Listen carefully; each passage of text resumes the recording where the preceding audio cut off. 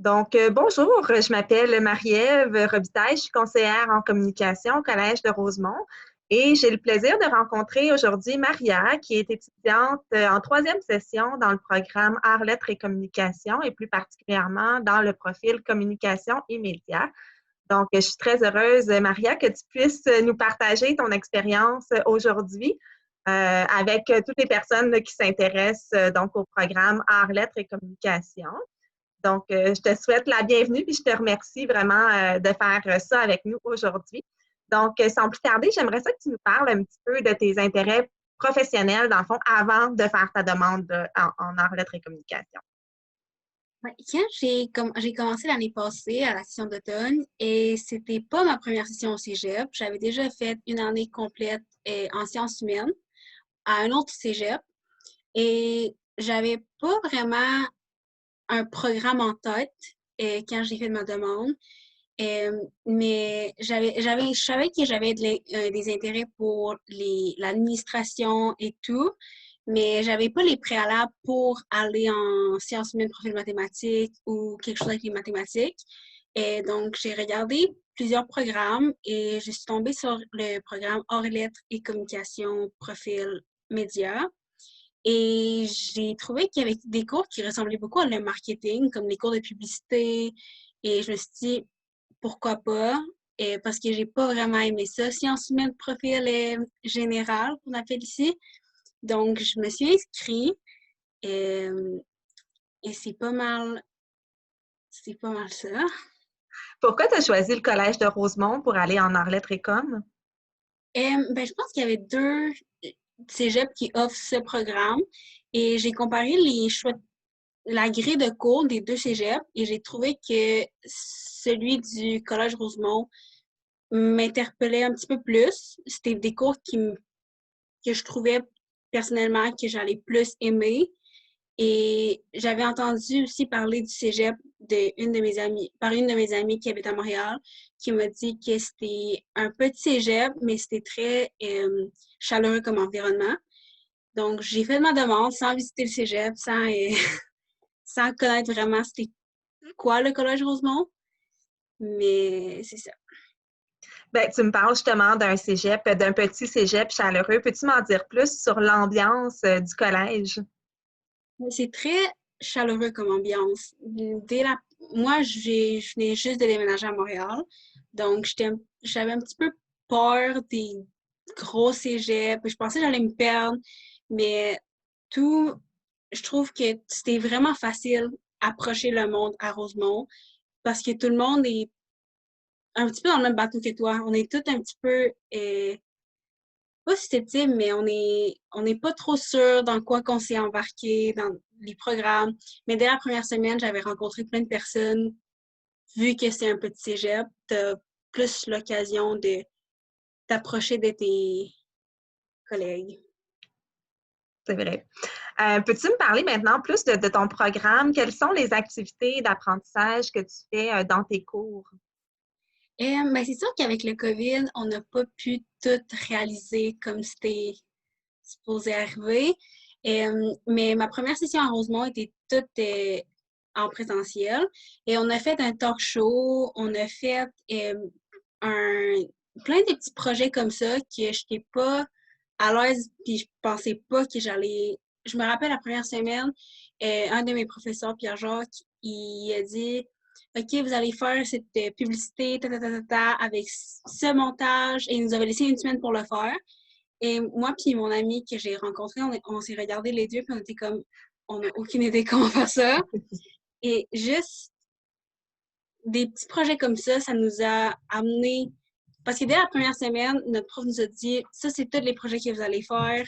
Puis il nous a présenté brièvement de la théorie, c'était vraiment de la pratique. Donc, faire des talk shows, on a fait un podcast, on a fait quoi d'autre? Une publicité. Et même avec la COVID, les profs ont vraiment su bien s'adapter à ça et on a quand même pu réaliser tout ça. Donc, dirais-tu justement que c'est un programme qui est très axé sur la pratique? Oui, définitivement. Oui.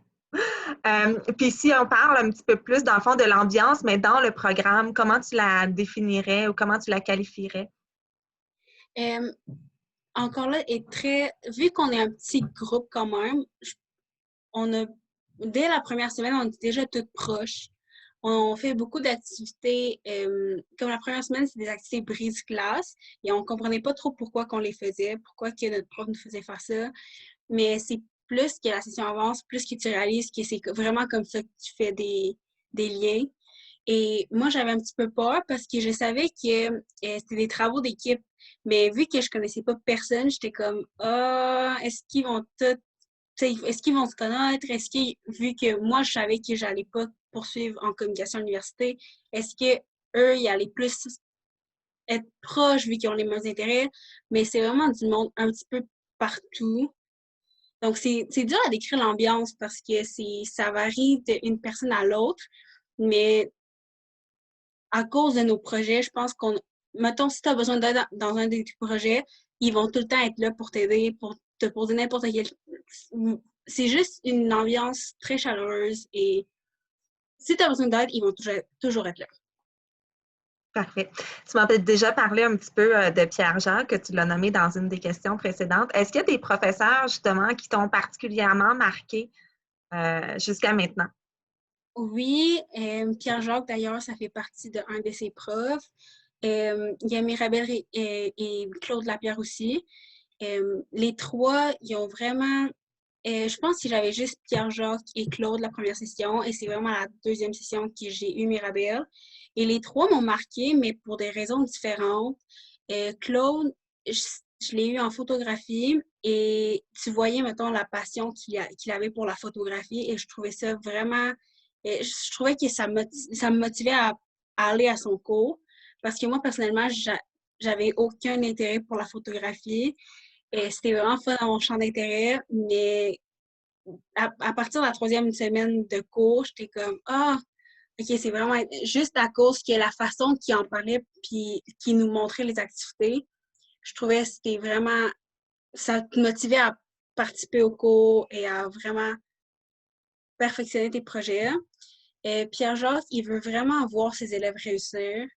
Et, il va toujours être là, il propose toujours des projets et il va vraiment te pousser sans, sans trop te demander non plus, mais si il voit que tu ne donnes pas ton 100%, il va s'assurer que tu vas le faire.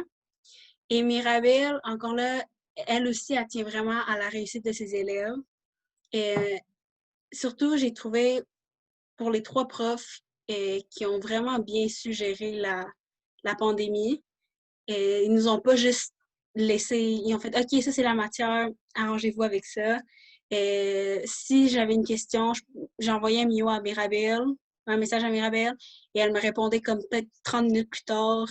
Et ils sont juste vraiment toujours là pour toi. Et ça m'a marqué parce que je pensais qu'au cégep, c'était, tu sais, les professeurs nous disent ah, au cégep, les profs vont même pas se rappeler de vos noms, donc soyez autonome, nanana. Et oui, c'est vrai, il faut être autonome, mais personnellement, moi, je me suis vraiment rapprochée de mes profs. Et on a vraiment, puis je pense que tous les élèves aussi, là, on a vraiment tous créé des liens avec les profs. Dirais-tu que tu as été amené à sortir un peu de ta zone de confort? Oui, définitivement. Je me rappelle la deuxième journée d'école, de cégep, de ma première session. Je voulais aller voir mon API, puis j'étais là, c'est quand la date limite pour changer de programme?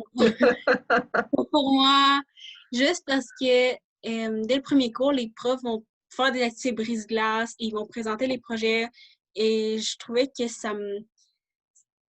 je voyais pas comment j'allais être capable de faire un podcast, un talk show, et tout juste comme ça. Mais j'ai réalisé que c'est vraiment, comme à la mi-session, c'est vraiment, on est tous là pour apprendre. Il n'y a pas plus de personnes qui savent plus d'affaires que d'autres. Oui, il y a des personnes, mettons, juste en cinéma. On avait un cours en cinéma que c'est hors de notre programme, mais c'est un cours qu'il faut prendre pour le programme de communication. Moi, personnellement, je connaissais rien du cinéma. J'avais aucune idée comment j'allais réaliser un court-métrage pour la fin de la session. Mais tu es avec du monde de cinéma que eux ils savent et ils vont pas être là pour te rabaisser ou quelque chose, sont vraiment là pour t'aider. Je me rappelle, j'étais avec 2 personnes de cinéma et une personne en communication dans mon équipe. Et une de ces personnes-là savait tout sur le montage. Moi, j'avais jamais touché un ordinateur de montage et maintenant, je sais comment à cause de cette personne-là. Donc, c'est vraiment, ça te sort complètement de ta zone de confort, mais ça te fait grandir. Certain, ça c'est sûr. Excellent. Dans le fond, est-ce que dans le fond, tu avais participé aussi à l'agence communication et médias? As-tu eu cette occasion-là jusqu'à maintenant? J'ai pas participé à l'agence de OK. communication et immédiat. Parfait. Bon, je sais que tu vas aller plus en administration après. Si je te demande justement, tu te vois où dans 5 ans? Dans 5 ans, j'espère être en train de finir ma maîtrise en communication. En Euh, communication? non, pas en communication, en administration, excusez. OK. Euh, mais oui, c'est ça. Pour faire quoi après? Est-ce que tu as une idée? Soit travailler en ressources humaines ou mais le marketing m'intéresse beaucoup maintenant à cause de mes cours de publicité. Sinon, peut-être en management. C'est tous des intérêts que je savais plus que je pensais m'en aller plus en finance avant mon deck en com, mais les travaux d'équipe m'ont vraiment plus amené à plus aimer le marketing, le management, la ressource humaine, ces choses-là. OK. Qu'est-ce que tu retiens jusqu'à maintenant? Là, c'est sûr que tu n'as pas fini là, ton deck encore, mais jusqu'à maintenant, qu'est-ce que tu retiens du Collège de Rosemont? De garder, comme ne pas trop, garder un esprit ouvert. Rentrer là avec aucune crainte, parce que moi, personnellement, j'étais vraiment stressée avant de commencer le cégep à Rosemont parce que je savais que c'était un programme qui était complètement hors de ma zone de confort. Et juste la première semaine, si j'avais demandé à mon appui de me changer de programme, j'aurais jamais connu les personnes que je connais maintenant et j'aurais jamais appris les choses que j'aurais appris, que je sais maintenant. Donc, juste garder l'esprit ouvert et ne pas avoir peur de sortir de sa zone de confort, justement. Peut-être que tu vas me dire un peu la même chose, mais si, mettons, tu avais un conseil, un seul à donner à quelqu'un qui voudrait entrer en arts, lettres et communication au Collège de Rosemont, ce serait quoi? Un petit peu la même chose, aussi de ne pas avoir peur de demander de l'aide à tes professeurs ou aux personnes dans ta classe parce que honnêtement, ils vont t'aider. Et tes professeurs sont là pour toi 24 heures sur 7. Et les personnes dans ta classe, s'il y a des personnes qui sont déjà, qui savent déjà, mettons, sur les sites de montage ou sur juste d'autres choses, ils vont t'aider, ils vont pas rire de toi, ils vont pas te juger. Sont tous vraiment là pour toi et c'est ça qui rend l'expérience agréable, je trouve. Ben, avais-tu autre chose à ajouter? Non, je pense que c'est pas mal tout. Ben, je tiens vraiment à te remercier pour ton temps, pour ta générosité, puis je te souhaite la meilleure des chances pour ta prochaine session, puis aussi pour la suite. Vraiment, c'est agréable de te rencontrer, Maria. C'est Fait que, bon. ben, merci beaucoup. Je vais mettre fin à l'enregistrement.